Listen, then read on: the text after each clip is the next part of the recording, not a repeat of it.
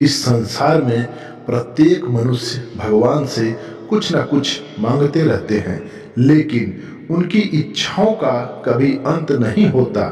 भगवान से मांगने पर उन्हें मनवांछित फल की प्राप्ति भी हो जाती है, परंतु फिर भी उनके पास कोई ना कोई समस्या बनी रहती है। दोस्तों, आज के इस वीडियो में हम इसी से संबंधित आपको एक कहानी सुनाएंगे। तो चलिए दोस्तों, आपका ज़्यादा समय ना लेते हुए कहानी को प्रारंभ करते हैं। दोस्तों, एक बार माता पार्वती भगवान शिव से पूछती हैं कि हे प्रभु, आपके अनेकों भक्त हैं और वो सब आपकी पूजा आराधना भी करते हैं, उन्हें मनवांछित फल भी प्राप्त होता है, लेकिन फिर भी उनके सम्मुख अनेकों परेशानियां उत्पन्न हो जाती हैं। ऐसा क्यों होता है? प्रभु माता पार्वती की बातों को सुनकर भगवान शिव मुस्कुराते हुए कहते हैं कि हे देवी, मनुष्य अपनी बुद्धिमत्ता के कारण ही परेशान रहता है।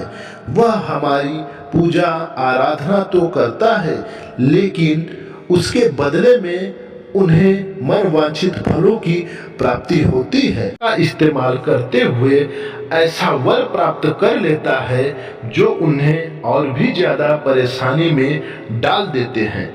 तब माता पार्वती कहती हैं कि हे प्रभु, मनवांछित फलों को प्राप्त करके कोई भी मनुष्य परेशानी में कैसे पड़ सकता है? तब भगवान शिव कहते हैं कि हे देवी, जिस प्रकार एक बालक मंदिर में जाकर प्रार्थना करता है कि हे प्रभु, परीक्षा में उत्तीर्ण करा दो, जबकि उस बालक को यह प्रार्थना करना चाहिए कि हे भगवान, मुझे इतनी शक्ति दो कि मैं मेहनत करके परीक्षा में उत्तीर्ण हो सकूं। लेकिन वह बालक ऐसा नहीं करता है।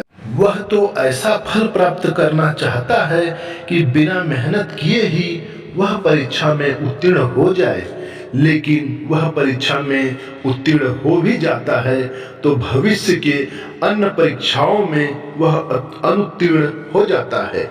यह सुनकर माता पार्वती कहती हैं कि हे प्रभु, मनुष्य को भगवान से क्या वरदान मांगना चाहिए?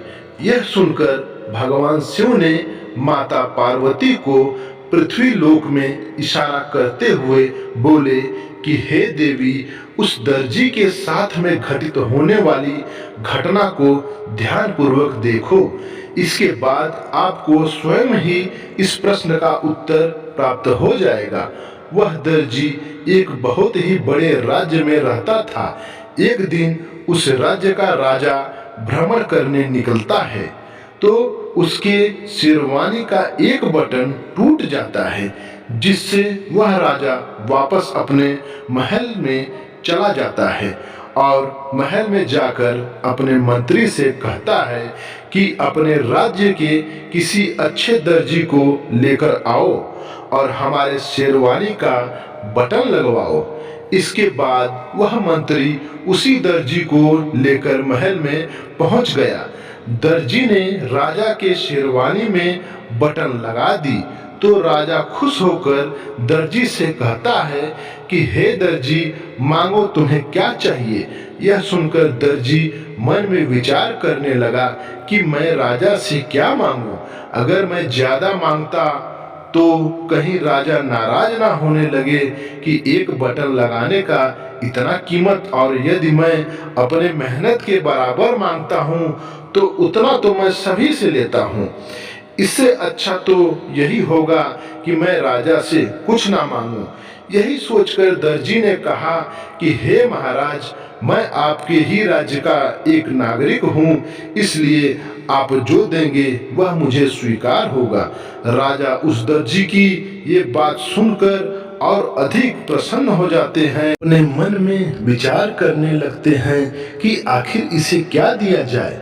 राजा ने सोचा कि कहीं ऐसा ना हो जाए कि मैं दर्जी को कम दूं और कम पाकर दर्जी अपने मन में सोचने लगे कि राजा ने तो सिर्फ थोड़ा सा ही दिया है और मुझे राजा के पद की गरिमा का भी तो ध्यान रखना है, इसलिए हमें इतना तो देना ही चाहिए जिससे हमारे पद की गरिमा बनी रहे। यही सोचते हुए राजा ने मंत्री को आदेश दिया कि इस दर्जी को 100 स्वर्ण मुद्राएं दे दी जाएं। राजा के इस वचन को सुनकर दर्जी खुश हो गया और सोचने लगा, अच्छा ही हुआ कि मैंने कुछ नहीं मांगा, क्योंकि 100 स्वर्ण मुद्राओं की तो मैं कल्पना भी नहीं कर सकता था। इसके बाद दर्जी सोने की मुद्राओं को लेकर अपने घर चला गया। अब भगवान शिव माता पार्वती से कहते हैं कि हे देवी, मनुष्य पूजा पाठ के बदले में अपने मन वांछित फल को मांगते हैं, जबकि मैं उसे बहुत कुछ देना चाहता हूँ, लेकिन वह थोड़ा सा फल प्राप्त करके ही संतुष्ट हो जाता है, और वह जो मांग लेता है उससे आने वाले समय में उसे अनेकों परेशानियां उठानी पड़ती है। भगवान शिव की बात को सुनकर अब माता पार्वती भी संतुष्ट हो चुकी थी। दोस्तों, हमारे धर्म ग्रंथों में, पुराणों में प्रत्येक समस्या का हल बहुत ही सहज तरीके से बताया गया है, लेकिन समझाना और ग्रहण करना हमारे ऊपर निर्भर करता है। साधु संत एवं महात्मा लोगों ने भी बताए हैं कि भगवान से क्या मांगना चाहिए। श्री रामचरितमानस में तुलसीदास जी ने महर्षि नारद की कथा का वर्णन करते हुए कहते हैं कि एक बार महर्षि नारद भगवान विष्णु के पास उनका रूप मांगने गए, लेकिन नारद जी भगवान से कहते हैं कि हे प्रभु, जिस तरह से मेरा हित हो आप वही करिए। दोस्तों, हमें भगवान से वही मांगना चाहिए कि हे प्रभु, जिस तरह आपके इस दास का भला हो आप वही करिए। जब आप ऐसा करेंगे तो देखेंगे कि आपको जीवन में खुशियां ही खुशियां होंगी, क्योंकि भगवान आपकी प्रार्थना सुनकर आपके जीवन में आने वाले संकटों को पहले से ही दूर कर देंगे।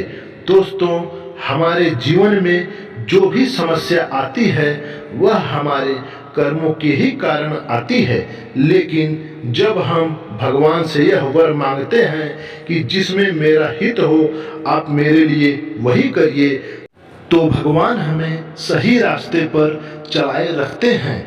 दोस्तों, आशा करते हैं कि यह कहानी आपको पसंद आई होगी। इसी तरह और भी ज्ञानवर्धक पौराणिक कथाओं और कहानियों को सुनने के लिए चैनल को सब्सक्राइब कर दीजिए एवं वीडियो में लाइक करके कमेंट में लिखिए जय शिव शंभू।